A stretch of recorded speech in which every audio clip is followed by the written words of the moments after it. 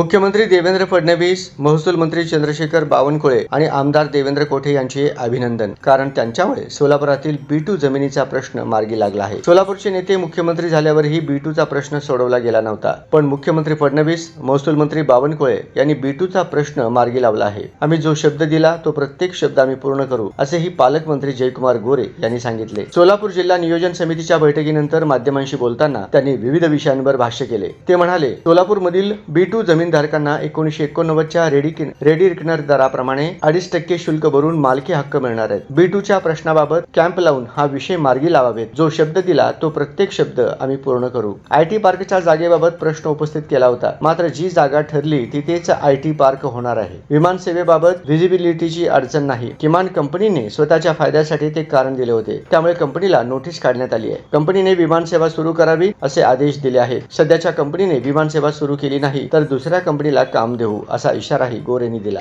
ते म्हणाले, सोलापूर शहरातील उड्डाणपुलांचा प्रश्न आता मार्गी लागणार आहे. जागेचा विषय जिल्हाधिकाऱ्यांनी जवळपास सोडवला आहे. सुमारे 70% जागा हस्तांतरित झाली आहे. अल निनोमुळे अद्याप पाऊस पडला नाही, त्यामुळे शेतकऱ्यांनी पाणी जपून वापरले पाहिजे. शेतीसोबत पिण्याच्या पाण्याचा प्रश्न महत्त्वाचा आहे. विजेची अडचण आम्हाला माहिती आहे, पण शेतकऱ्याचा मुलगा आहे. शेतकऱ्यांना आजपासून 2 ऐवजी 5 तास वीज मिळणार आहे. त्यामुळे भाजपने सोलापूर शहर आणि जिल्ह्याला प्रत्येक शब्द पूर्ण करू, असेही गोरे यांनी स्पष्ट केले.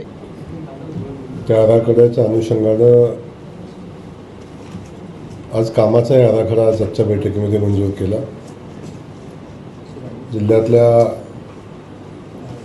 अनेक विकास कामाच्या संदर्भात DPDCच्या बैठकीमध्ये चर्चाही झाली. खास करून शेतकऱ्यांच्या दृष्टीने अडचणीचा असणारा विजेचा प्रश्न, अल निनोचं संकट आपल्या महाराष्ट्रावर असताना सोलापूर जिल्ह्यामध्ये पण अजूनही पाऊस अजिबात झालेला नाही. परंतु उर्मडीच्या लाभ क्षेत्रात पाऊस उजनीच्या लाभ क्षेत्रामध्ये पाऊस झाला आणि तो पाऊस झाल्यानंतर थोडासा दिलासा आज आपल्याला मिळालेला आहे. त्या अनुषंगानं शेतकरी बांधवांच्या वीज जे 2 तास आपण आत्तापर्यंत देत होतो नदीकाठच्या शेतकऱ्यांनी, ते आता 5 तास देण्याचा निर्णय आपण घेतलेला आहे आणि शेतकऱ्यांना 5 तास वीज निमित्ताने मिळेल. शेतकऱ्यांच्या कर्जमाफीच्या दृष्टिकोनातूनही चर्चा झाली. तेव्हा काल माननीय मुख्यमंत्री महोदयांना मी मनापासून धन्यवाद देईन की शेतकरी कर्जमाफीतल्या काही त्रुटी छोट्या मोठ्या होत्या, त्या सगळ्या त्रुटी आता दूर झाल्या आणि सरकारी पक्षासोबत विरोधी पक्षाच्या सगळ्या सदस्यांनी त्याबद्दल समाधान व्यक्त केलं. माननीय मुख्यमंत्री महोदयांना मी मनापासून धन्यवाद देईन की अधिकच्या जवळजवळ 2 लाख शेतकऱ्यांना त्या कर्जमाफीचा लाभ होईल आणि महाराष्ट्रातल्या शेतकरी बांधवांना दिलासा मिळेल अशा पद्धतीचा निर्णय झाला. त्याच्यावरही चर्चा झाली.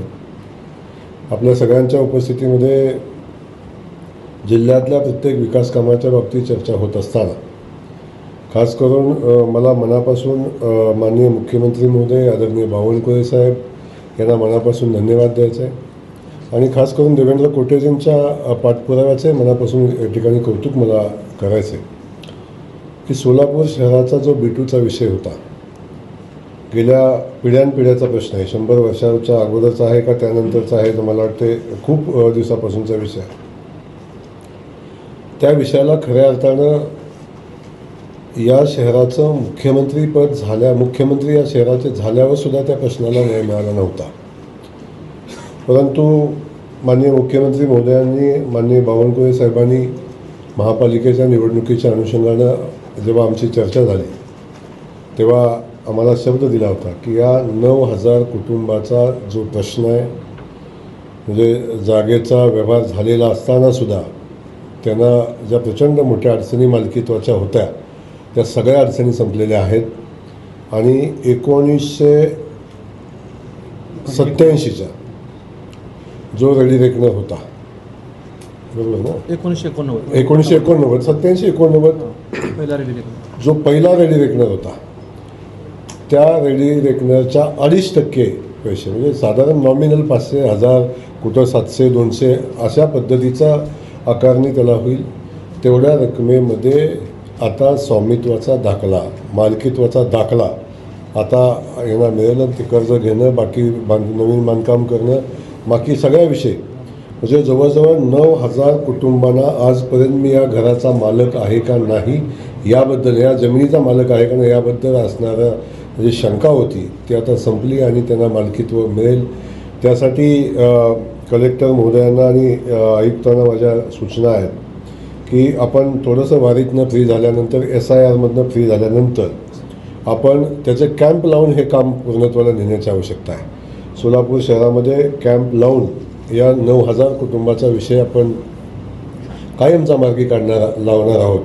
तेव्हा अनेकांना चिंता होती की निवडणूक झाल्यानंतर आम्हाला आश्वासनांचा विसर पडला का अशा पद्धतीचा होता. कारण पण आम्ही भारतीय जनता पक्षाचे आदरणीय देवेंद्र फडणवीस साहेबांचे कार्यकर्ते आहोत. जो शब्द या शहराला आम्ही दिलेला आहे तो प्रत्येक शब्द शहराचा आम्ही पूर्ण करू, त्याच्यामध्ये कुठली शंका ठेवायचं कारण नाही. IT पार्कच्या बाबतीतला जो विषय होता त्या संदर्भात, जागेच्या संदर्भात आमच्या पत्रकार महोदयांनी शंका कुशंका उपस्थित केलेल्या होत्या की नेमकं काय आहे. नेमकं मी सांगितलं होतं की ज्या ठिकाणी IT पार्कची जागा आम्ही मान्यता दिली त्याच ठिकाणी IT पार्क होईल. जलसंपदा खात्यानं त्या जागा हस्तांतरणाचं काम मला वाटते विनामूल्य पूर्ण केलेलं आहे. आता ती जागा IT पार्कसाठी मिळालेली आहे, ती जागा विनामूल्य दिलेली आहे. मुख्यमंत्री महोदयांनी परवा जी बैठक झाली तेव्हा जलसंपदा खात्याला सूचना दिल्या होत्या यासाठी कुठलंही मूल्य आकारू नका. तेव्हा ती जागा आता IT पार्कसाठी हस्तांतरित झाली. तेव्हा कुठलीही अडचण आता IT पार्कमध्ये येणार नाही. त्याच्या पुढची कारवाई आहे ती आता अनुषंगानं होईल. तो विषय मार्गी लागलेला आहे.